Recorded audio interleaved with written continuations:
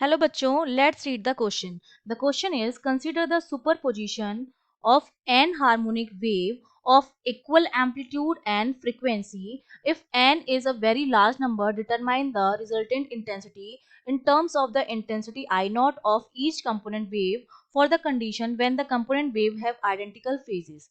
तो देखिए हमें क्या करना है, हमें सुपरपोजिशन कराना है n वेव्स का जिनकी फ्रीक्वेंसी एम्पलीट्यूड जो है वो सेम है और वो सेम फेज में है।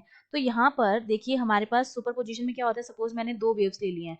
की कॉन्सेप्ट में आपको पता होना चाहिए कि अगर मैं सुपरपोजिशन करा रही हूँ तो सुपरपोजिशन का कॉन्सेप्ट क्या होता है, y equals to y1 plus y2 plus dash dash, जितनी भी वेव्स होती हैं उनका हम क्या करते हैं, हम ऐड करते हैं उन वेव्स को। ये हमारा होता है सुपरपोजिशन। ठीक है, तो यहाँ पर मैंने मान लिया कि मेरे पास जो वेव है, दूसरा की कॉन्सेप्ट में आपको एक चीज पता होनी चाहिए कि जो इंटेंसिटी होती है वो हमारी किसके बराबर होती है, एम्पलीट्यूड के स्क्वायर के प्रोपोर्शनल होती है। जब प्रोपोर्शनल का साइन हटाते हैं तो किया जाता है, तो के ए स्क्वायर के क्या होती है, बराबर होती है, जहाँ पर के हमारा क्या है, कांस्टेंट है। ठीक है, ये दो चीजें आपको पता होनी चाहिए। अब हमने मान लिया कि हमारे पास ये वेव है, ठीक है, y equals to a which is amplitude sine omega t minus k x, जहां पर ओमेगा आपकी एंगुलर वेलोसिटी है और के आपका एंगुलर वेवलेंथ है। तो ऐसी ही हमारे पास n वेव्स हैं। ठीक है, ये पहली वेव है, इसी तरह की n वेव्स हैं, सबका एम्पलीट्यूड a है, सबकी फ्रीक्वेंसी सेम है, मतलब ओमेगा के और ये सारी चीजें क्या है, सेम है। और ये सेम फेज में, तो फेज डिफरेंस जो होगा हमारा, क्योंकि यहाँ पर क्या होता है प्लस फाइव होता है, तो फाइव भी हमारा क्या है, सेम है। ठीक है, तो अब मैं अगर सुपर पोजिशन कराऊं y equals to y1 plus y2 plus डेट वाई एन तक, तो n मेरा क्या आ जाएगा, बाहर आ जाएगा, n times a sign omega t minus k x हो जाएगा। अगर मैं इसको खोल दूं तो ये मेरे पास क्या आ जाएगा, ये आ जाएगा एन, एम्पलीट्यूड सारी वेव में से बाहर आ जाएगा मेरे पास।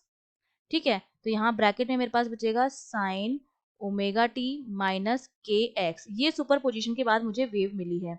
इसका मतलब मेरा एम्पलीट्यूड पहले हर वेव का ए था, अब एन वेव्स का जब हमने सुपर पोजिशन करा दिया तो एम्पलीट्यूड जो है मेरा वो किसके बराबर हो गया, एन ए के बराबर हो गया। एम्पलीट्यूड में चेंज इतना आया है।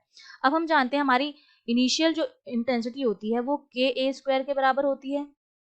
अब हमें अगर इंटेंसिटी निकालनी है आई, वो हमारे पास कितनी हो जाएगी, k टाइम्स ऑफ a।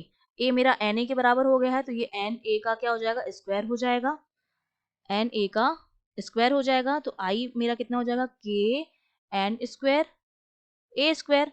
अब एन स्क्वायर मैं यहाँ रख लूँ ब्रैकेट में, इसे के ए स्क्वायर लिख दूँ, तो के ए स्क्वायर मेरा क्या था, आई नॉट था। तो इसका मतलब अब जो इंटेंसिटी हो जाएगी सुपर पोजिशन के बाद वो कितनी हो जाएगी, एन स्क्वायर टाइम्स हो जाएगी आई नॉट की। दैट मीन्स हमारा जो बी ऑप्शन है वो क्या है, करेक्ट है। I hope you understood well, all the best.